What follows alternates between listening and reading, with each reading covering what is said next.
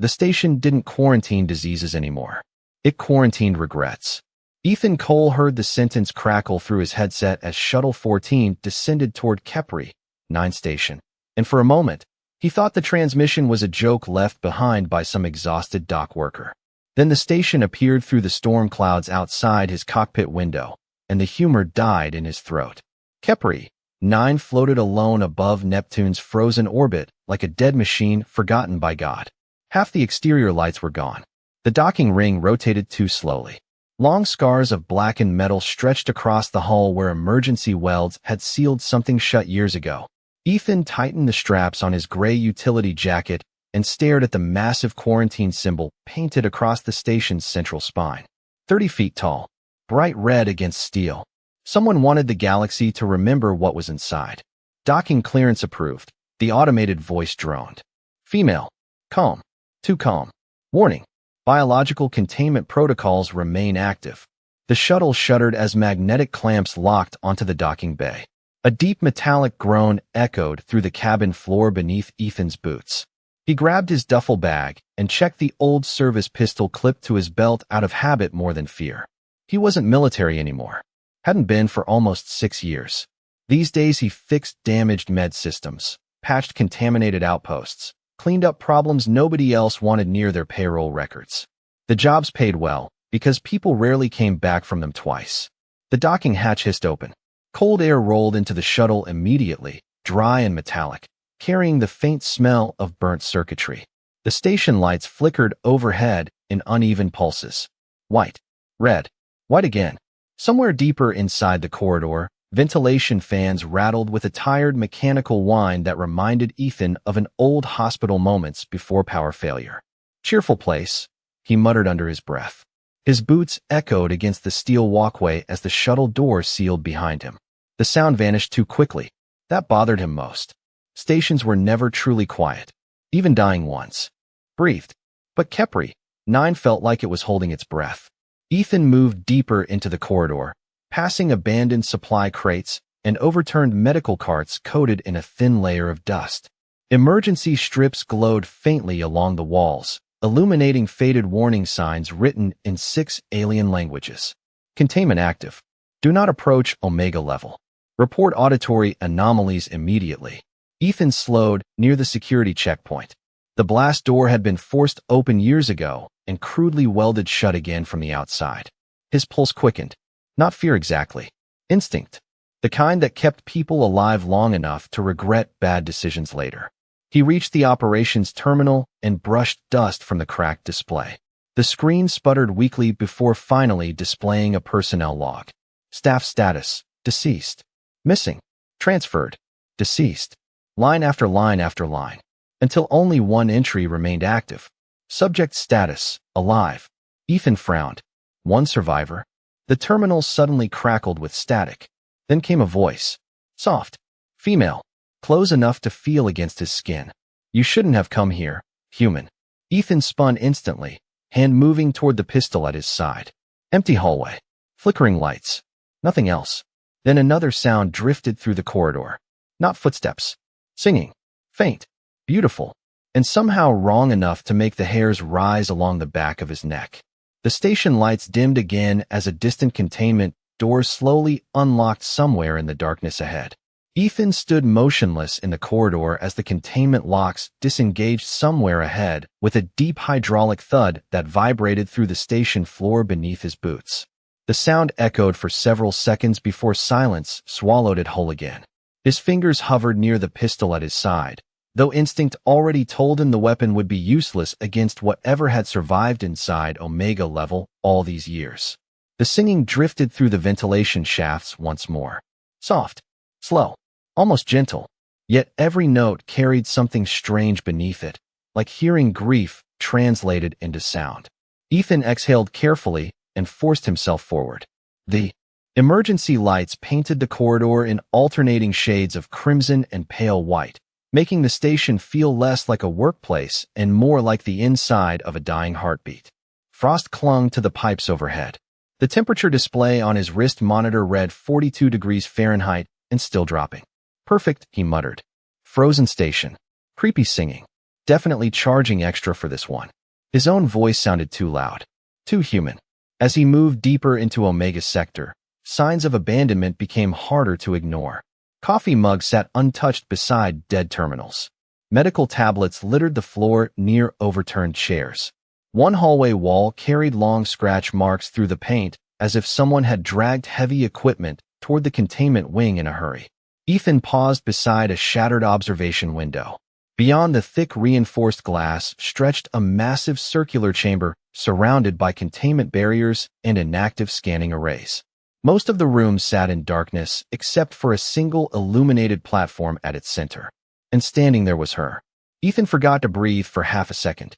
She was taller than any human woman by nearly a foot, her silhouette elegant even beneath the dim emergency glow. Deep blue skin shimmered softly under the station lights like polished stone beneath water. Long silver hair flowed weightlessly around her shoulders in the low-gravity chamber. Thin glowing lines traced faintly beneath her skin along her neck and arms, pulsing with slow rhythmic light. But it was her eyes that locked him in place. Gold, bright enough to catch reflections from the glass between them. Not angry, not hostile, just tired. So incredibly tired. She watched him silently for several seconds before speaking again. You are not military. Her voice reached him through the chamber speakers. Calm, low, almost musical. Ethan cleared his throat. Used to be. And now? He glanced around the dead station. Now I fix broken places. Something flickered across her expression at that. Not quite amusement. Not quite sadness. Then they sent the wrong human. Ethan stepped closer to the glass, despite himself. The containment chamber. Surrounding her looked less like a medical facility and more like a prison. Layer after layer of reinforced barriers surrounded the platform beneath her feet.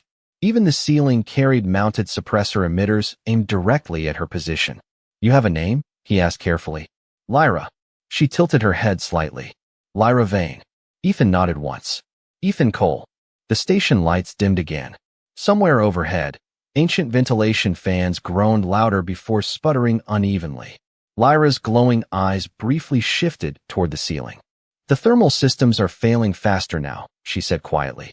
This station will become uninhabitable within 6 hours. Ethan frowned. Then why has nobody evacuated you? For the first time, something colder entered her expression. Not cruelty, resignation. Because they are more afraid of me outside this room than they are of letting me die inside it. Ethan looked past her toward the restraints built into the containment floor. Thick magnetic anchors, neural dampeners, isolation fields. Whoever designed Omega Level had not intended for its prisoner to ever leave alive. Then the overhead speakers suddenly crackled with static. A distorted automated voice filled the corridor around him. Warning, containment integrity compromised. Emergency purge authorization pending. Ethan's stomach tightened instantly. Lyra lowered her eyes for a moment before looking back at him through the glass. Now you understand, she whispered softly. They did not send you here to save the station. Ethan stared at the flashing warning lights above the containment chamber while cold air drifted through the corridor vents in slow white streams. Emergency purge authorization pending. The words repeated every 15 seconds through the overhead speakers, calm and emotionless, as if the station itself had already accepted whatever was about to happen. He looked back through the reinforced glass at Lyra. She had not moved from the center platform. Her glowing eyes remained fixed on him with the strange patience of someone who had spent too many years waiting for doors to open. How long? Ethan asked quietly. Lyra tilted her head slightly. Until the purge. He nodded once. Approximately 4 hours. Ethan let out a dry laugh under his breath. That is somehow worse than I expected. He stepped toward the nearest terminal built into the observation wall and brushed frost from the cracked display. The screen flickered weakly before requesting administrator credentials. Come on, he muttered. There has to be a way to override this. There is not, Lyra said softly from inside the chamber. Many tried. Ethan glanced toward her. You sound very sure. A faint sadness touched her expression. I watched them fail. The terminal suddenly unlocked with a metallic click. Ethan frowned. That is new. Lyra's eyes narrowed slightly toward the screen. It should not have opened for you. He pulled up station records quickly before the dying system collapsed again. Hundreds of incident logs flooded the display. Psychological breakdowns. sleep deprivation, auditory hallucinations, staff paranoia. Ethan scrolled faster, jaw tightening as he noticed the pattern. None of the reports mentioned infection symptoms. No fevers, no organ failure, no biological contamination, only fear. Then he found the final medical summary. Subject Lyra Vyn. Status, non-contagious. Ethan froze. Wait. He read the line again carefully. Non-contagious. Behind him, the overhead lights flickered hard enough to plunge the corridor into darkness for half a second before struggling back online. Ethan slowly turned toward the containment glass. They knew. Lyra lowered her eyes. Yes. Then why quarantine you? For the first time since he arrived, Lyra hesitated before answering. Because my species communicates differently. Ethan folded his arms carefully, exhaustion already settling behind his eyes. Differently how? The glowing lines beneath her skin pulsed softly in the dim chamber light. Our nervous systems emit harmonic frequencies. Emotional frequencies. Most species cannot tolerate prolonged exposure. Ethan stared at her for several seconds. You mean your voice? Not only my voice. Her gaze drifted toward the station walls around them. Stress increases the effect. Fear amplifies it further. Some minds become unstable when exposed. Too long. Ethan glanced back toward the endless reports on the terminal screen. Suddenly the messages made horrible sense. Nobody on Kepri 9 had died from disease. They had fallen apart mentally after months trapped inside a station built entirely around fear. And humans? He asked quietly. Lyra looked directly at him again. Humans are resistant. Ethan blinked once. Resistant? Your neural patterns are unusually adaptive. Chaotic. Difficult to synchronize with. A faint flicker of something almost playful crossed her tired expression. You are emotionally loud creatures. Ethan could not help the small smile tugging briefly at the corner of his mouth. That might be the nicest insult anybody has ever given me. The station suddenly trembled beneath them. A deep mechanical groan echoed through the containment wing as distant blast doors sealed automatically. Then the overhead system crackled once more. Critical thermal failure detected. Omega sector temperature dropping below survivable range. Ethan checked his wrist monitor immediately. 37 degrees Fahrenheit and falling fast. He cursed softly under his breath. How cold does this place get? Cold enough to stop the circulation systems inside the chamber. Lyra answered quietly. When that happens, containment life support will fail first. Ethan looked at her standing alone beneath the pale emergency lights, surrounded by enough restraints to imprison a monster, yet speaking with the calm exhaustion of someone already forgotten by the galaxy outside. Then another warning appeared across the terminal screen in bright red letters. Emergency heat shelter available. Thermal room 3. Occupancy required for survival. Ethan swallowed slowly as the system automatically unlocked the containment access door with a long metallic hiss. The containment door opened with a sound Ethan felt more than heard. A deep metallic vibration rolling through the frozen corridor, like the station itself, was waking from a bad dream. He stood completely still as layers of reinforced locks disengaged one after another around Lyra's chamber. Magnetic clamps released with sharp electrical snaps. Suppressor emitters dimmed. Overhead, thin clouds of cold vapor spilled across the floor between them. Ethan suddenly understood something unsettling. This place had never been designed to protect people from her. It had been designed to make sure she never escaped alone. Lyra stepped forward slowly as the final barrier dissolved into flickering blue light. Up close, she looked even less like the terrifying biological threat described in the station records. Exhausted shadows rested beneath her glowing golden eyes. Fine cracks lined the silver restraint cuffs still attached loosely around her wrists. The soft light beneath her blue skin pulsed unevenly, almost like a heartbeat struggling to stay steady. Ethan cleared his throat carefully. So this is the part where I am supposed to panic, right? To his surprise, Lyra tilted her head slightly and answered with the faintest hint of dry humor. Usually yes. Ethan looked down the dark corridor toward thermal room 3 glowing faintly on the emergency map. The station temperature had already dropped to 34 degrees Fahrenheit. Frost spread visibly across the walls now, crawling over old warning signs and dead security panels. Well, he muttered, adjusting the strap on his duffel bag. Freezing to death sounds worse. They walked side by side through the corridor in uneasy silence. Ethan noticed immediately how carefully Lyra moved, as if every step required effort she did not want him to see. Her silver hair drifted softly behind her in the station's weak artificial gravity. Somewhere above them, ancient pipes groaned as ice expanded inside failing systems. The station lights flickered harder now. Every few seconds, darkness swallowed the corridor before emergency power forced the glow back again. "Why are you helping me?" Lyra asked quietly without looking at him. Ethan kept his eyes forward. "Honestly, I would prefer honesty." He rubbed tired fingers across the stubble along his jaw. "Because nobody locks someone up this long unless they are afraid of something." Lyra's glowing eyes shifted toward him briefly. "And you are not afraid?" Ethan gave a small shrug. "I am from Ohio." Fear stopped feeling useful around age 12. For the first time, a soft sound escaped her. Not quite laughter, but close enough that the frozen corridor suddenly felt less empty. They reached thermal room 3 moments later. The heavy door opened manually with a protesting screech of old hydraulics. Warm air spilled outward immediately, carrying the faint smell of heated dust and recycled oxygen. Ethan stepped inside first and stopped. The room was small, much smaller than he expected. One emergency heater hummed weakly in the corner beside a narrow metal bench and a wall-mounted thermal blanket dispenser. That was it. No extra supplies. No separate sleeping quarters. Just enough heat to keep 2 people alive for a few hours. "You have got to be kidding me," Ethan breathed. Lyra remained near the doorway, her expression unreadable. "The station assumes isolated occupants." Ethan looked back at her. "Yeah, I noticed." The overhead speaker crackled again. "Warning.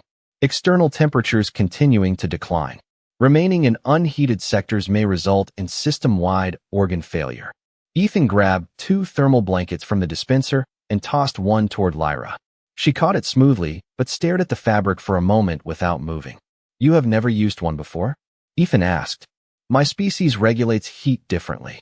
Ethan frowned slightly as he wrapped his own blanket around his shoulders. "And right now?" Lyra lowered her eyes for the first time since leaving containment. "Right now, I am very cold." Something about the quiet honesty in her voice hit harder than Ethan expected. No manipulation. No alien mystery. Just exhaustion. He stepped toward the heater and adjusted the failing temperature controls until the machine rattled louder in protest. Then he sat down on the metal bench and motioned beside him. "Come sit before this antique explodes." Lyra hesitated only a second before moving closer. As she lowered herself beside him, Ethan became suddenly aware of the faint warmth radiating from her skin beneath the cold blue glow. Outside the thermal room, the station lights dimmed once again. Somewhere deep inside Kepri, 9 massive blast doors began sealing shut one by one. The heater rattled beside them with the uneven determination of a machine far older than its service life. Every few seconds, the vents coughed warm air into the cramped thermal room before falling silent again, forcing Ethan to wonder which would fail first, the station or the tiny heater keeping them alive inside it. Frost crept slowly across the corners of the ceiling despite the warmth. Outside the sealed door, Kepri, 9 groaned like a ship sinking beneath an invisible ocean. Ethan leaned forward on the metal bench, elbows resting on his knees while steam curled faintly from the damp edges of his thermal blanket. Across from him, Lyra sat perfectly still beside the wall-mounted heater, silver hair glowing softly beneath the pale emergency lights. The blue patterns beneath her skin pulsed slower now, steadier than before. Whatever warmth existed in the room seemed to help her body recover little by little. For several minutes, neither of them spoke. Ethan found the silence strangely comfortable. Not empty. Just quiet in a way Earth never was anymore. No traffic. No advertisements. No people pretending not to look exhausted. Only the low hum of machinery and the occasional whisper of recycled air passing through frozen vents. Lyra finally broke the silence first. "You keep watching the door." Ethan glanced up. "Occupational hazard. You believe someone is coming." He gave a tired shrug. "Maybe. Or maybe I just spent too many years learning that bad things usually arrive through doors." Her glowing eyes studied him carefully. Not invasive. Curious. "You speak as though you have spent your life expecting disappointment." Ethan let out a short laugh beneath his breath. "That obvious?" Lyra tilted her head slightly. Humans leak emotion constantly. Your species is difficult to misunderstand. Ethan rubbed his palms together slowly, trying to warm his fingers. That explains a lot about my last relationship. To his surprise, Lyra made that almost laughing sound again. Softer this time. The noise barely lasted a second, but it changed something in the room. The tension between them loosened slightly, like a cable finally giving under too much strain. Ethan noticed her gaze drifting toward the old scar along his forearm where his jacket sleeve had slipped back. Military? She asked quietly. He nodded once. Medic division.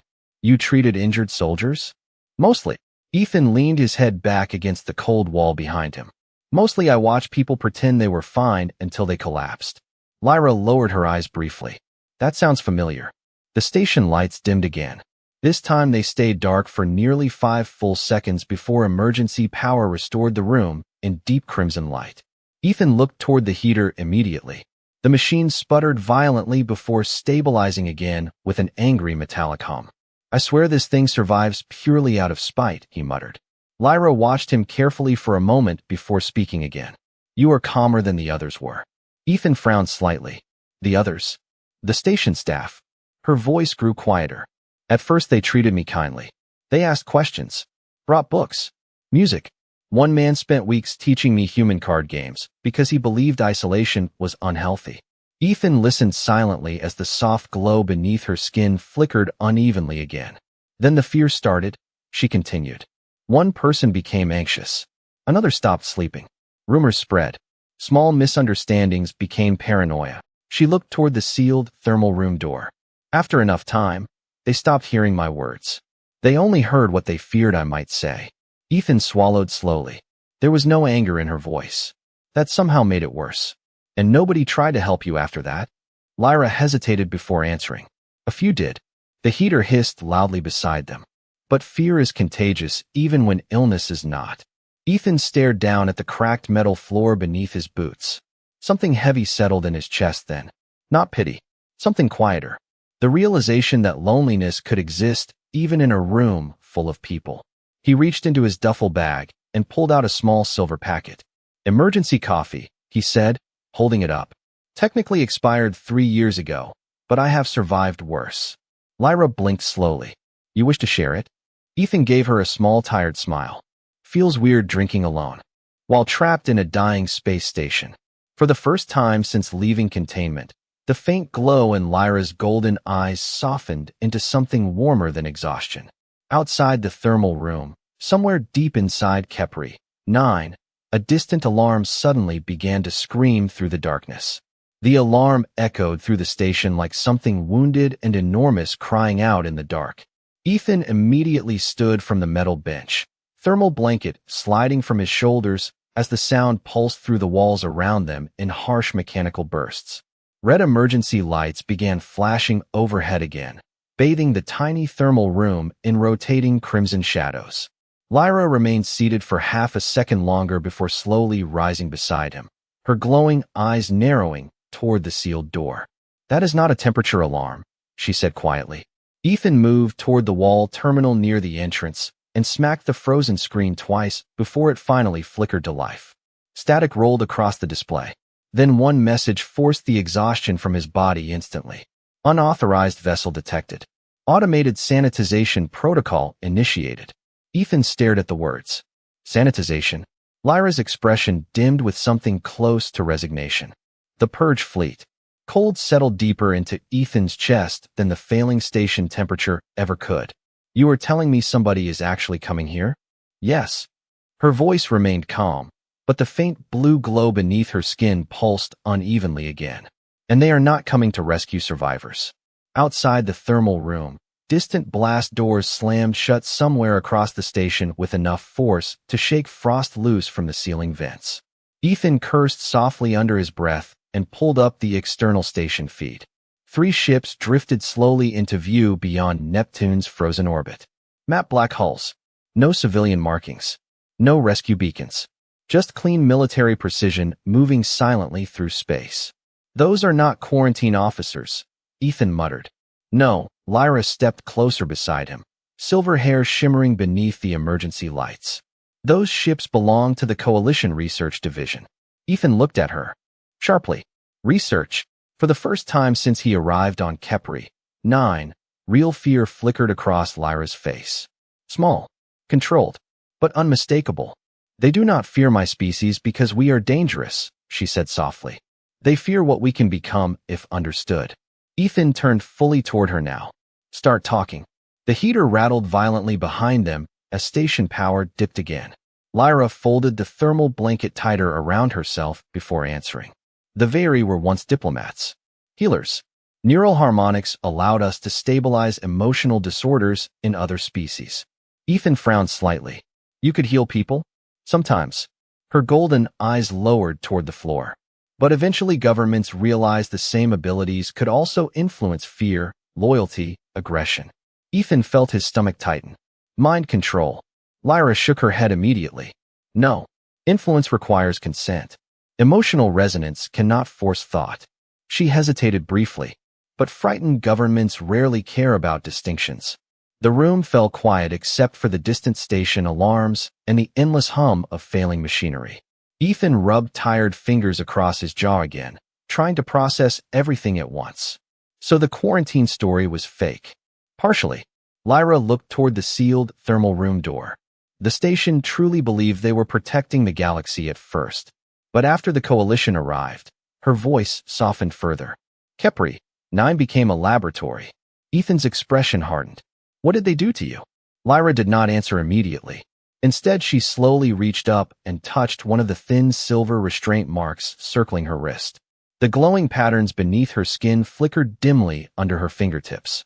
They tested exposure limits, isolation effects, stress responses. Ethan felt anger rise sharp and immediate beneath his exhaustion. Not explosive anger. Worse, the quiet kind that settled deep. How long, he asked. 9 years. The number hit him harder than he expected. 9 years trapped inside a frozen station because frightened people wanted to study what they did not understand. Ethan looked away toward the terminal screen before she could see the reaction on his face. Outside the station viewport, the 3 black ships continued drifting closer through the darkness like silent predators approaching something already wounded. Then the overhead speakers crackled alive once more. Coalition vessel docking sequence initiated. Estimated arrival, 30 minutes. Ethan stared at the screen for a long moment before exhaling slowly. Well, he muttered quietly, reaching for his old service pistol on instinct alone. I guess this night officially got worse. Lyra watched him carefully in the flashing red light. You still have time to leave, Ethan Cole. He looked back at her tired golden eyes and the restraint scars hidden beneath her glowing skin. Then he glanced toward the approaching ships outside the station window. Yeah, he said softly. That is kind of the problem. The station trembled again as the coalition ships locked onto Kepri 9 with heavy magnetic clamps that echoed through the frozen corridors like distant thunder. Ethan stood near the thermal room terminal watching the docking sequence crawl across the cracked screen 1% at a time while cold sweat settled beneath the collar of his jacket. The old service pistol rested heavily against his hip, though he already knew it would not matter against a full coalition retrieval team. This was not an arrest. It was cleanup. Behind him, Lyra remained near the weak heater, wrapped in the silver thermal blanket, while pale blue light moved slowly beneath her skin like quiet waves beneath ice. She had gone strangely silent since the coalition ships appeared outside the station window. Ethan finally looked back toward her. You knew they would come eventually. It was not a question. Lyra lowered her eyes slightly. Yes. And you stayed anyway. A faint sadness touched her expression. There was nowhere left to go. The overhead speakers crackled with static before a cold, automated voice filled the thermal room. Attention remaining station personnel. Coalition containment officers will assume operational control in 20 minutes. All civilian contractors are instructed to report for extraction. Ethan let out a dry laugh. Civilian. Contractor. That is the nicest thing anybody has called me in years. Lyra's gaze shifted toward him carefully. You should take the extraction shuttle. Ethan leaned against the terminal with folded arms. And let them drag you back into containment? That outcome is preferable. Ethan stared at her for several seconds, genuinely confused. Preferable to what? For the first time since he met her, Lyra hesitated like someone trying to decide how much truth another person could survive hearing. The coalition has been searching for the remaining Veyri colonies for decades, she said quietly. They believe our neural harmonics can be weaponized on a planetary scale. Ethan frowned. You said your species could not control minds. We cannot. Her glowing eyes dimmed slightly. But fear does not require facts to become dangerous. Outside the thermal room, heavy metallic impacts echoed faintly through the station.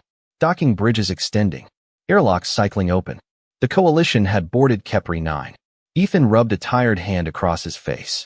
Every instinct told him to leave while he still could. Take the extraction shuttle. Get paid. Forget the station ever existed. It would have been the practical decision. The safe decision. Instead, he found himself staring at the restraint scars circling Lyra's wrists again. 9 years. Alone. Studied like broken equipment because frightened people preferred cages over understanding. You know what really annoys me? Ethan muttered softly. Lyra blinked once. What? He pushed himself away from the terminal. I came here expecting bad coffee and broken machinery. A faint flicker of confusion crossed her face. And instead, Ethan gave her a tired half-smile. Turns out the machine parts are not the thing making this place ugly. Before Lyra could answer, the station lights suddenly shifted from red emergency glow to bright white security illumination. Then the terminal screen flashed with a new directive.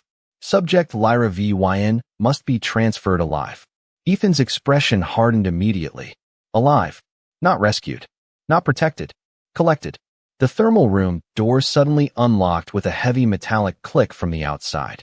Ethan moved instinctively between Lyra and the entrance as slow footsteps approached through the frozen corridor beyond. Calm. Precise. Professional. A distorted voice echoed through the sealed doorway moments later. Mr. Cole, step away from the Veyri subject and prepare for civilian extraction. Ethan glanced sideways toward Lyra. She looked exhausted more than frightened now, as though she had already accepted how this night would end long before he arrived on the station. Something about that expression hit him harder than the approaching soldiers outside the door. The voice came again, colder this time. This is your final instruction. Ethan stared at the sealed thermal room entrance for a long moment, while frost crawled silently across the floor beneath his boots. Then he slowly reached down and disabled the manual door override beside him with the butt of his pistol. Sparks burst from the cracked panel immediately. Behind the door, the approaching footsteps stopped. Ethan exhaled quietly into the frozen air. Yeah, he muttered while warning alarms erupted across the corridor outside. I think I am officially fired now. The alarm systems erupted immediately after Ethan destroyed the door override panel. Red warning lights spun across the thermal room walls, while heavy security shutters slammed shut throughout the station one level at a time. Outside the sealed entrance, muffled voices barked orders through static-filled comms before the sound of hurried footsteps retreated down the frozen corridor. Ethan lowered the pistol slowly, breathing harder now than he wanted to admit. Well, he muttered under his breath, that bought us maybe 30 seconds. Lyra stared at him in stunned silence. The pale blue light beneath her skin flickered unevenly as though his decision had disrupted something deeper than fear. Why would you do that? She asked quietly. Ethan looked toward the shaking thermal room door while distant metal impacts echoed somewhere beyond the walls. Because nobody says transfer alive, unless the alternative is worse. The room trembled violently as another docking clamp attached itself to Kepri, 9 somewhere above them. Frost rained lightly from the ceiling vents. Ethan moved quickly back to the terminal and pulled up the station schematic. Most escape routes had already sealed under coalition control. Red lockdown symbols spread across the map level by level like a disease consuming the station. Then one section near the lower maintenance decks flashed yellow instead of red. Emergency shuttle bay. Manual launch capable. Ethan pointed at the screen immediately. There. Lyra stepped beside him, silver hair glowing softly beneath the flashing emergency lights. The lower decks were abandoned years ago. Good. Ethan grabbed his duffel bag from the bench. Abandoned places are harder to guard. The overhead speakers suddenly crackled alive again. This time the voice sounded human. Cold. Controlled. Mr. Cole, you are interfering with coalition recovery operations. Ethan rolled his eyes toward the ceiling. And here I thought we were bonding. The voice continued without reacting. The Veyri subject is not safe outside containment. You have been exposed to long-term harmonic influence. Your judgment is compromised. Ethan glanced sideways toward Lyra. She looked down immediately, as though hearing those words hurt more than she expected. That is what they told the others too, she whispered softly. Ethan stared at her for a second before pressing the station comm button. Funny thing, he replied into the speaker calmly. I spent most of my 20s around military officers. Trust me, if somebody was controlling my thoughts, they would have made me a lot less sarcastic. Silence followed for half a second. Then the voice sharpened. You are placing billions of lives at risk. Ethan's expression hardened slightly. No, you already did that when you locked somebody in a cage for 9 years. He disabled the comm entirely before the voice could answer. The room fell quiet again except for the distant rumble of station machinery and the constant shriek of emergency alarms. Ethan adjusted the thermal blanket around his shoulders before looking back at Lyra. Can you walk? She nodded once. Yes. Good. Because I have an incredible talent for terrible ideas under pressure. To his surprise, another faint, almost laugh escaped her. Softer this time. Warmer. The sound lingered in the tiny thermal room longer than the alarms outside. Then the station lights flickered violently, and the heater beside them finally died with a long metallic whine. Cold rushed into the room immediately. Ethan cursed quietly. Okay, time to move. He forced the thermal room door open manually, using the emergency crank beside the entrance. Frozen air poured through the widening gap, while dim red corridor lights stretched endlessly into darkness beyond. The station looked different now. More hostile. More awake. Somewhere far above them, Coalition officers were spreading through Kepri, 9 deck by deck searching for the one prisoner they had waited nearly a decade to reclaim. Ethan stepped into the corridor first, pistol lowered but ready, while Lyra followed close behind him. As they moved through the freezing hallway together, Ethan became aware of something strange. The faint harmonic sound he first heard when entering the station had returned. But now it no longer felt wrong. It felt sad, like hearing someone hum quietly in the dark just to remind themselves they were still alive. Lyra glanced toward him carefully as they walked. You should know something before we reach the shuttle bay. Ethan kept his eyes forward. That sentence has never once improved my day. Her glowing eyes dimmed slightly. I am the last Veyri still alive. Ethan slowed for half a second beneath the flashing red lights. The frozen corridor suddenly felt even colder around them. The lower maintenance decks of Kepri, 9 felt colder than the rest of the station, as though even the failing heaters had abandoned this part years ago. Ethan and Lyra moved through narrow corridors lined with frozen pipes and dead cargo loaders, while distant alarms echoed somewhere far above them. Every breath left pale clouds in the air now. The emergency lights had almost completely failed down here, forcing the two of them to walk beneath dim blue maintenance strips glowing weakly along the floor. Ethan tightened his grip on the old service pistol while checking the station map on his wrist monitor for the 5th time in 10 minutes. Tell me the shuttle bay is close, he muttered through chattering teeth. 2 corridors ahead, Lyra answered softly beside him. Her voice sounded weaker now.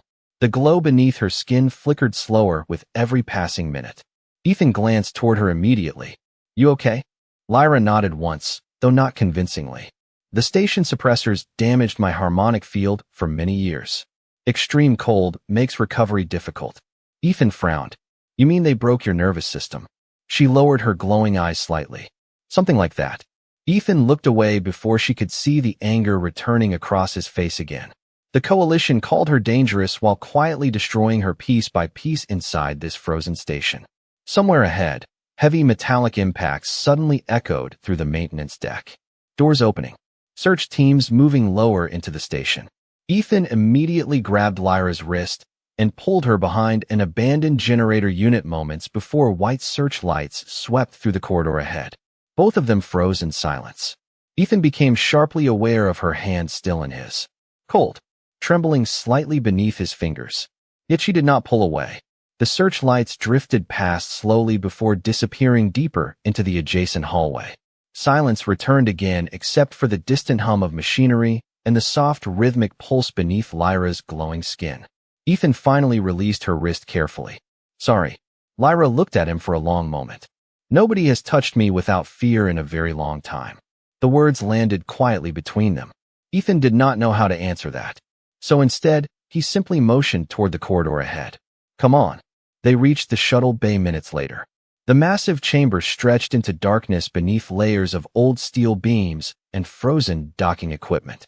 Most of the emergency lights were dead, but one small maintenance shuttle still sat powered near the launch rail at the far end of the bay. Ethan exhaled sharply in relief. Please tell me that thing flies. Poorly, Lyra answered softly.